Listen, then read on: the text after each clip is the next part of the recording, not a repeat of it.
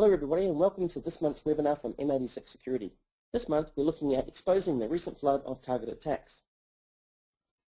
My name is Bradley Ansis. I'm the Vice President of Technical Strategy for M86 Security. I talk at lots of security events around the world, so I may have met some of you there. And I'm also very lucky to present all the fantastic work that our labs organization does every day.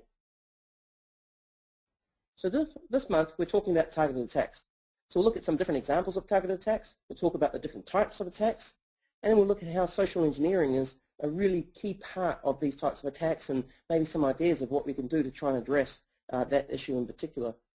And then we'll finish off by looking at some different ways of detecting and remediating against these targeted attacks.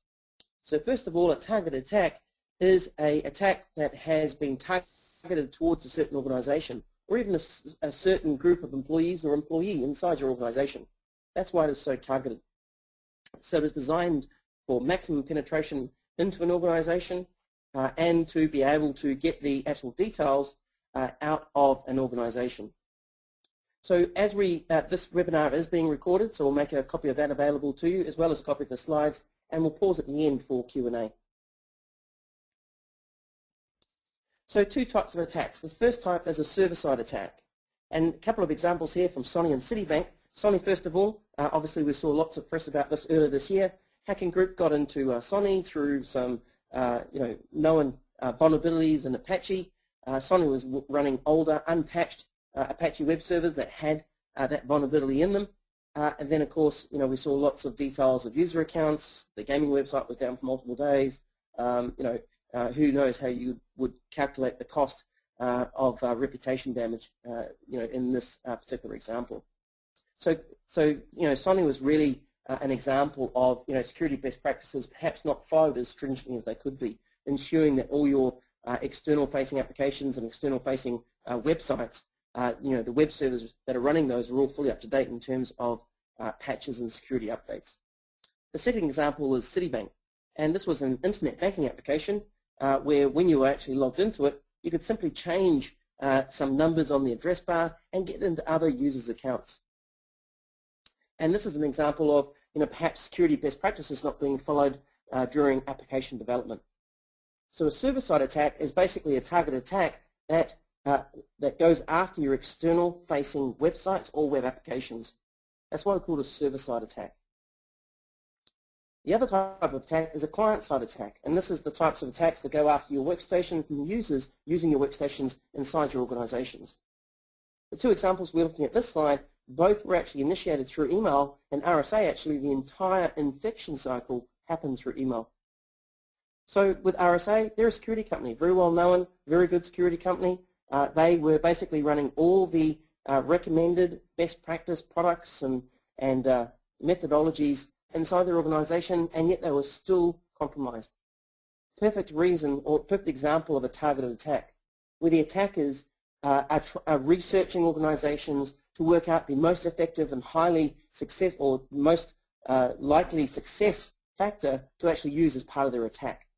So this was an email file spoofed to look like it came from a known sender, sent to a couple of small groups of users inside RSA with a social engineering used 2011 recruitment plan in the subject line, encouraging people to open the attachment. And this was actually a physical attachment on the email message. It was an Excel spreadsheet that actually had a Adobe Flash file embedded within it, which made use of a zero-day vulnerability on the actual victim's workstations. Oak Ridge Labs, another organization here in the US, this is a good example of a blended threat email. So this is an email that was sent to employees, spoofed to look like it came from the HR department, and it had an embedded URL link inside that email message. So no physical attachment, so nothing for your AV scanners on your email gateways to actually scan, but a URL embedded inside the actual body of the email message. And that URL link obviously led to the malicious website, and it was an Internet Explorer vulnerability used for that infection that was patched 7 days before the attack.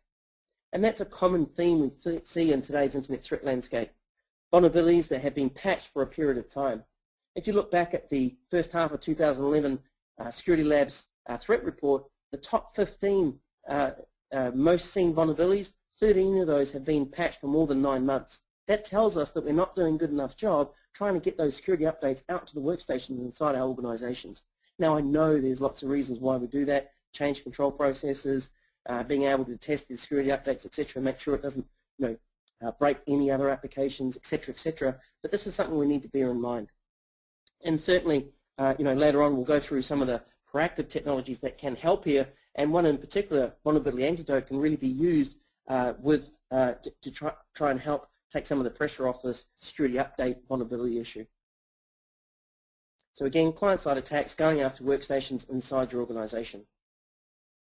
The last example came from a government department here in the US, and this was actually an infection that was spread through web browsing. So it was a targeted attack to certain individuals inside the government department. It was a crockbot infection that basically extracted a lot of information out of this government department, all sorts of different types of information, and clearly, it hit 1,500 or so computers, so actually a really widespread attack inside the actual government department, but another good example of a targeted attack that was sent and targeted directly to this organization with the express purpose of extracting information out of it. So why were these attacks successful? I should quickly explain this graphic. It may look like something a little bit different, but this is supposed to be people with their heads in the sand without too much of an idea about why these target attacks were successful. So please don't read anything else into that one. Okay, so first of all, let's look at the security technologies we rely on today.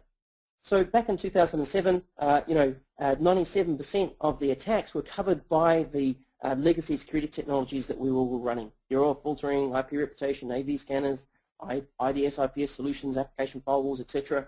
They were covering 97% of the actual attacks happening on the internet, which meant there was only a 3% gap there, and only certain organizations really cared about that 3% gap.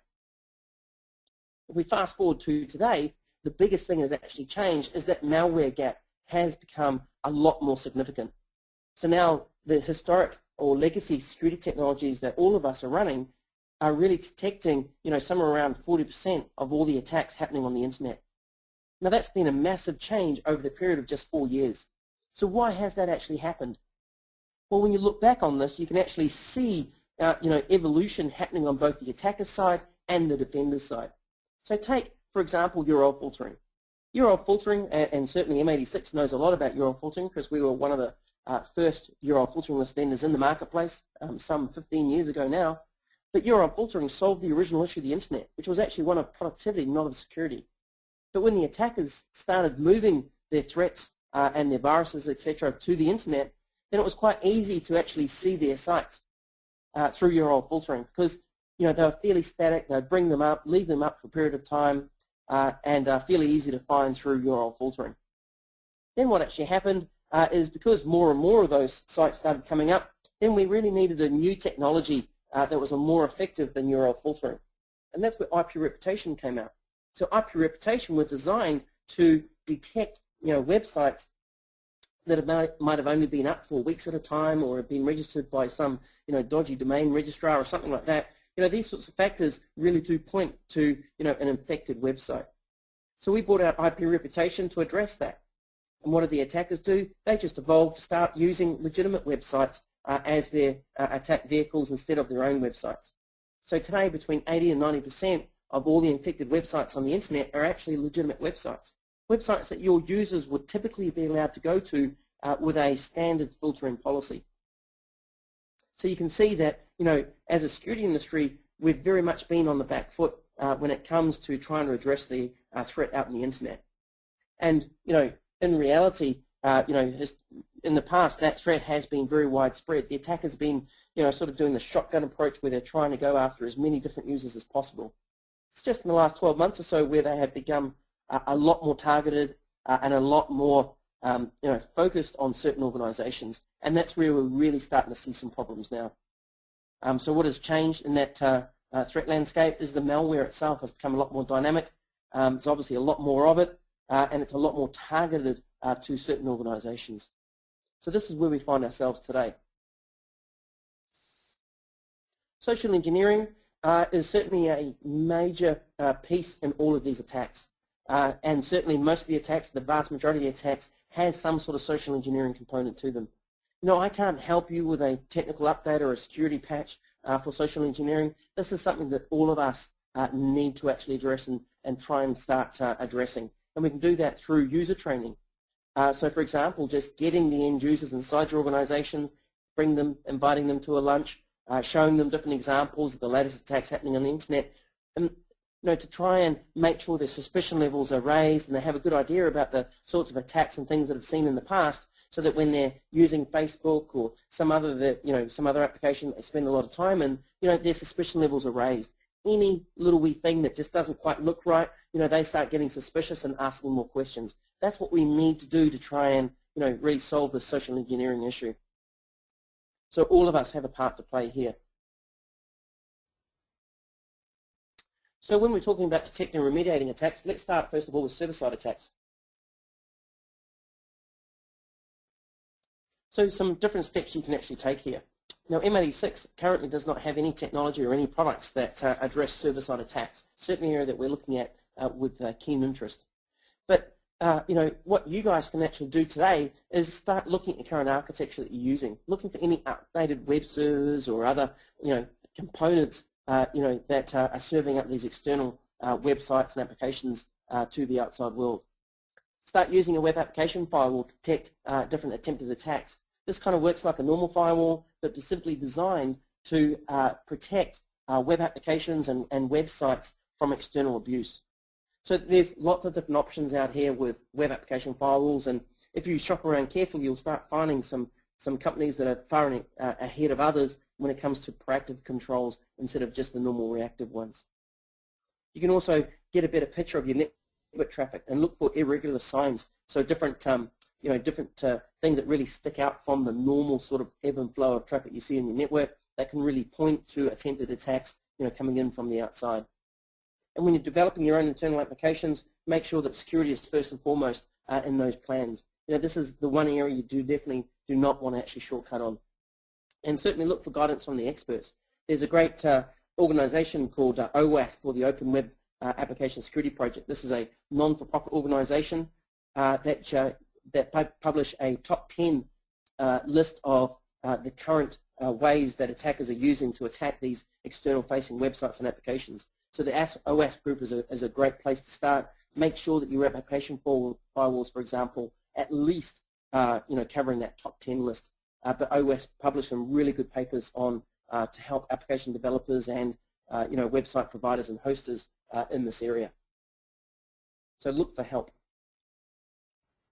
On the actual client side, this is the main business of M86 security, is to protect the client side experience, protect those browsers and the workstations when your users are out and about on the internet. So the best layering of technology you can have today is the layering of reactive and proactive technologies.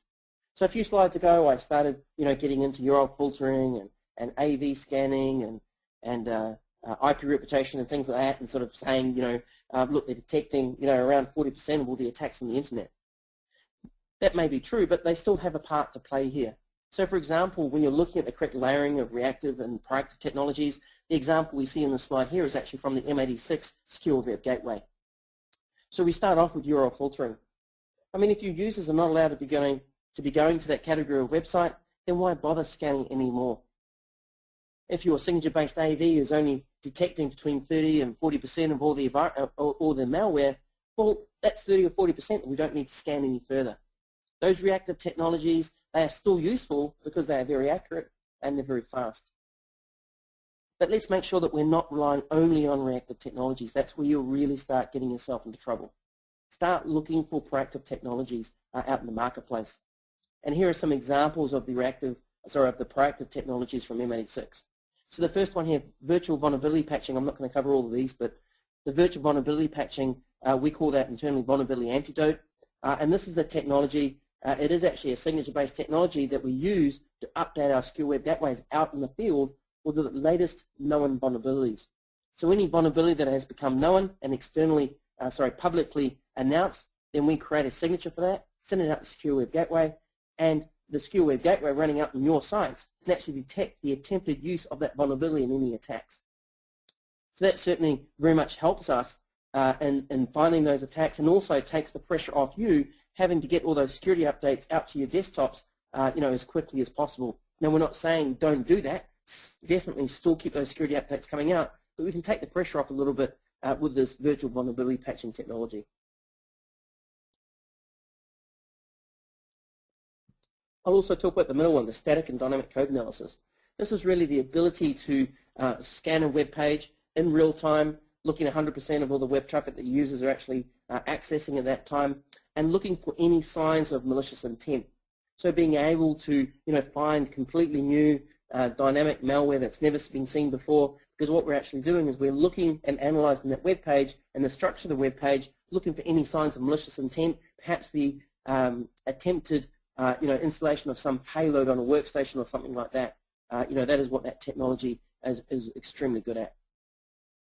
And then the final one, dynamic web repair, really helps address one of the problems we've actually created for ourselves in that, when you have better web security engines detecting more and more, malicious websites, and if you simply block those websites, then you actually create yourself a productivity issue, because users are trying to get to those websites. Remember, 80 to 90% of them are going to be legitimate websites. And if we're blocking access to those websites, we're actually stopping your users from doing their work. First thing they're going to do is pick up the phone and call the help desk and try and find out why they actually can't get access to that particular website or web application. So what dynamic web repair basically does is looks at the infected web page with all the information gathered from the static and dynamic code analysis and neutralizes a threat on the actual page and delivers that safe page content through to the actual end users. So it can really help. Can't guarantee that we can fix every single page, but it definitely helps with that productivity issue. And certainly in recent testing, we've been able to repair in excess of 95% of a particular sample of about 10,000 infected sites. So these proactive detection technologies are just absolutely critical in today's threat landscape, where we see dynamic malware, where you have particular new samples of malware created for every user to a website. You see polymorphic viruses, which are constantly rebuilding themselves to get around the signatures and the AV scanning technology. Highly targeted attacks, the subject of this particular webinar, and zero-day vulnerability use, where attackers are really making great use of true zero-day vulnerabilities because really you have very little other technology to actually try and detect that infection from happening. So make sure you've got the right layering of reactive and proactive technologies. But that's not all you need to worry about. So in the last slide, we looked at a layering of technologies on our secure web gateway. And earlier in the actual presentation, we talked about the examples of RSA and Oak Ridge Labs, where those infections are happening through email. Now, security best practice, of course, we want to try and catch that attempted attack as early as possible. So if the infection, like an RSA, happens solely through email, then we won't actually see any web activity. If it's a blended email attack like the Oak Ridge Labs one, then the actual email message could get all the way through to the end user, and we won't actually see the attempted attack until they try and browse that website.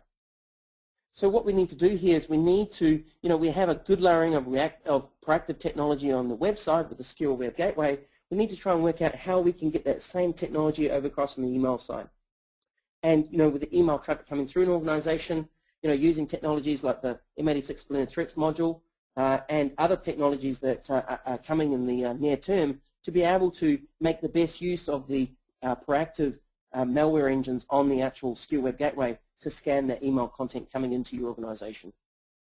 So keep an eye out for that, and at a minimum, use this as a way of questioning your current security providers to find out what they're doing across web and email. And there's a lot of correlation that can be done across these two attack vectors. So just finishing up this side of it, some final suggestions here on what to be looking for. So the first thing you need to be looking for across both web and email is a gateway-based solution that's able to detect the threats at the network perimeter, well before they get into your internal network, and certainly well before they get to the end users. So you need a solution that's running in line, scanning 100% of all the web content users are accessing. If you're not scanning 100%, how do you know what content to scan and what not to scan? If it's a completely new targeted attack, which we've been talking about in this presentation, how on earth are you meant to try and work out what traffic you should be scanning and analyzing a lot deeper, and what is actually safe? And whitelisting can be a very dangerous technology here, especially when you see all the instances of infected legitimate websites. You have to have solid reactive controls across email and web. So make sure you've got the basics covered. You should have that already. But also make sure you're working out how you're going to be able to layer in the more proactive controls, the more innovative security technologies that companies like M86 are actually releasing and have inside our products. And make sure that you're scanning all the users' traffic as they're accessing it. Scanning after the fact or out of band and then telling you that you've actually been infected could well be too late. Make sure you're working with a vendor that has a solid security labs foundation. Make sure they've got a solid grasp on the current threat landscape and exactly what is happening, the ebbs and the flows, and how the attackers are evolving to make sure that their products are hopefully a step ahead instead of a step behind. And finally, if at all possible, look for solutions that are backed up with independent certifications. For example, M86 has just got the CCTM mark in the UK, and this is where we had to step up and prove our claims around the ability to detect zero-day malware. So the CESG organization went through some pretty complex testing to make sure that our Secure Web Gateway wasn't able to get any updates from our labs organization, and that it was successfully detecting completely new malware attacks. So try and find a solution that has some sort of third-party independent certification as a proof of claims. So with that, I'd just like to thank you, those that are going to drop off. I'd like to thank you so much for your time today. I hope you found this useful, and I'd like to pause right now for questions. Just a quick reminder that a recording of this webinar will be available to you, as well as a copy of the slides. So can we pause there, and Robert, do we have any questions? We do, Bradley. Thanks so much for your presentation. We have about 4 or 5 questions here. Before we jump into these, there are a few questions that we do have, but before we jump in, there are a couple of announcements that I did want to make and make sure that all of our audience is aware of. M86 is running a special promotion now through the end of October 31st, where we're giving away 21 iPads to the smartest IT pros on the planet. If you go to m86.it/CTCC, the URL is on your screen, we're offering an iPad for those who answered the most questions in our quiz correctly in the fastest amount of time. It's 6 questions, multiple choice, should take you less than 2 minutes, and we're recording how fast it takes for you to answer those. If you're among the fastest, by the 31st of October, you're getting an iPad. So take some time to get over there. Again, that shortened URL you can see on your screen. The exact web address is crackthecybercrime.com. Additionally, if you have a Twitter account and you're interested in learning more about what we talked about today, security updates, you can follow us at M86 Labs. And we also have a second account at M86 Security that we use specifically for product updates, special promotions like the Crack the Cybercrime game, as well as industry reports. And then we have a few other social networks. You can see the URLs on your screen there, one for Facebook, one for LinkedIn, and of course our videos for YouTube. So I encourage you to visit those after the presentation today, and follow us on those various networks to keep up with all the latest that we're coming out with regards to security and our products. But our first question here, Bradley, is what's the difference between targeted attacks and advanced persistent threats? Great question. So basically an advanced persistent threat, which much of the security industry has been talking about, and I would admit that was probably been a little over-marketed by security vendors just like ourselves. An advanced persistent threat is actually a subset of a targeted attack. So an advanced persistent threat is basically a type of target attack where the attackers are trying to stay below the radar, and they're trying to stay connected and infiltrated into the organization for the most amount of time. This is different from the sort of smash and grab types of attacks that we've seen this year at organizations like, Sony, for example, where the basically attackers worked out their way in, they smashed in, grabbed the information they want, and they were gone. And they didn't really worry too much about staying under the radar or or trying to remain persistent inside the organization. We've got a couple of white papers, and there's also a webinar that specifically talk about advanced persistent threats, but certainly they're out there, but they are a type of targeted attack.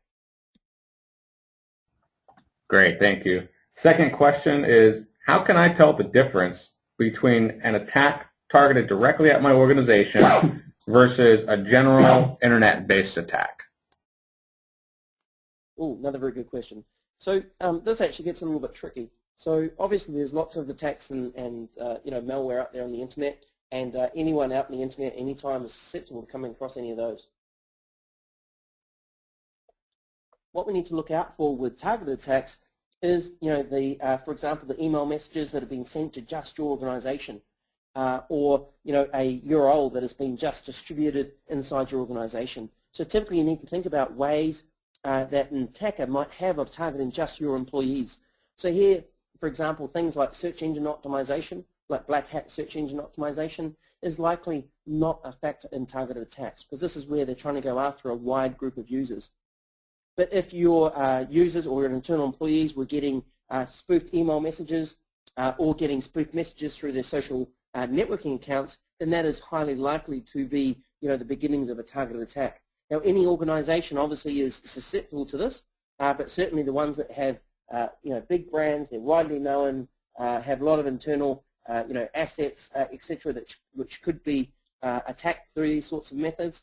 Certainly they're more more liable to these sorts of attacks than everybody else. But certainly try and track the actual initial infection and look for that and see how targeted it is towards your organization. And that can be probably the best way of working out whether something was targeted to you or not. Thank you. The third question I have here is with regards to proactive technologies. Can you provide some other examples?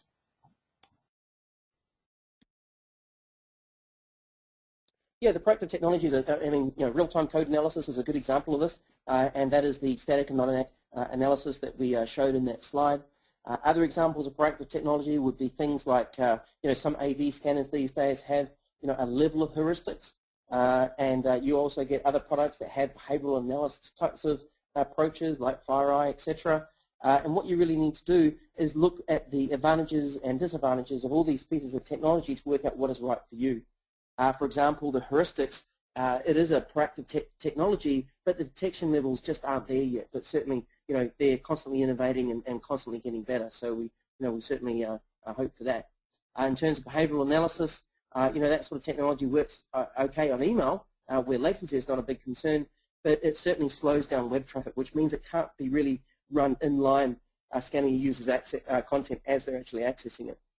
So behavioral analysis technologies are very much designed to run out of line, and they're not going to actually stop the attack. They'll actually tell you about it and probably tell you, how badly you've been attacked, but they actually won't stop the initial attack. So lots of different types of proactive technologies around, but certainly, don't be fooled by, the marketing FUD from all the different security vendors. Drill into the technology and work out, what suits your organization the best. Okay, next question. How can I tell if my company has become a victim of a targeted attack? This is very difficult. Basically, targeted attacks will typically use, some sort of, pretty, if it's a known vulnerability, it would be a pretty, late one, or a zero-day vulnerability. So being able to recognize that your workstations have actually been infected is probably the hardest part. And certainly, clearly, we want to try and block these attacks on the way in before they get to our users, rather than trying to expose them on the way out.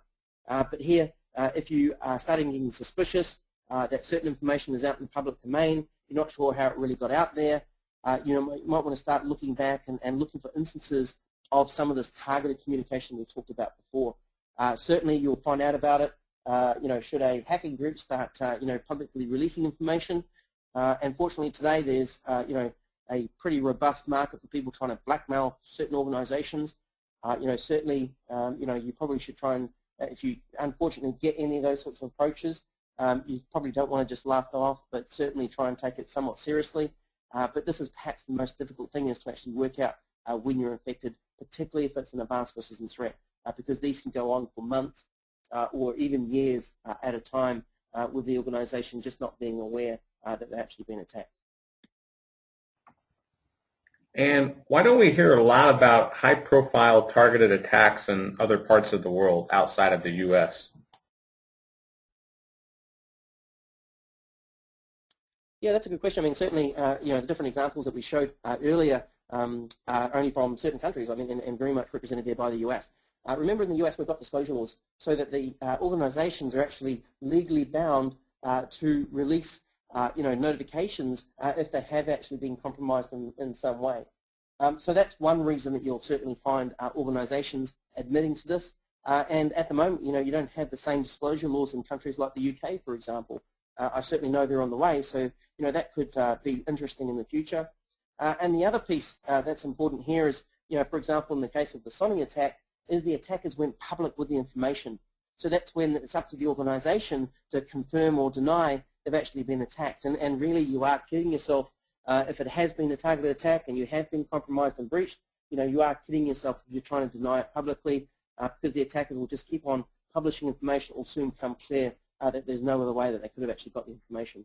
So two ways that organizations go public with the information, either because of disclosure laws or because they're forced to with the public release of information.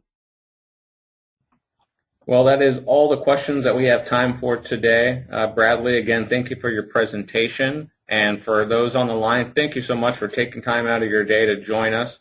I do want to remind you one more time about practicecybercrime.com. If you have an opportunity to head over to that website and take our gauntlet is thrown down and take our challenge, a chance to bring home a new iPad 2. And I also wanted to remind you that we will have this webinar available, the recording available. You get an email within the next couple of days with a link for that, so keep an eye out for that. And then we also promised everyone that if you registered for today's webinar, that you would also receive our special report on targeted attacks. That will also be linked from within the email. So keep an eye out for that. That should come within the next 48 hours. Again, thanks for joining today, and we hope to see you on our webinar next month. Take care, all.